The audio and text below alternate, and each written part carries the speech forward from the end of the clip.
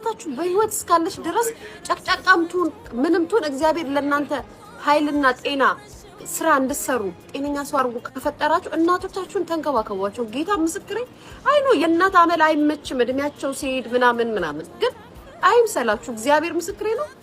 እግዚአብሔር እናት መርቃው የሞተች እናትሽ መርቃሽ ከሞተች ወድቀሽ አትወድቂ። እግዚአብሔር ምስክሬ ነው። ምድሽ በሄድሽበት እግዚአብሔር ይጠብቅሻል። እና እኛ አይታየንም። ሳታስቧቸው ነው እናቶች የሚያመልጧችሁ፣ ሳታስቧቸው ማለት ነው።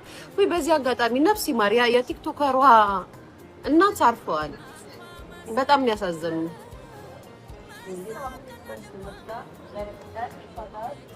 አሁን ምንም አለንም። ነፍስ ይማር ብያለሁ። ብቻ እውነቴን ነው።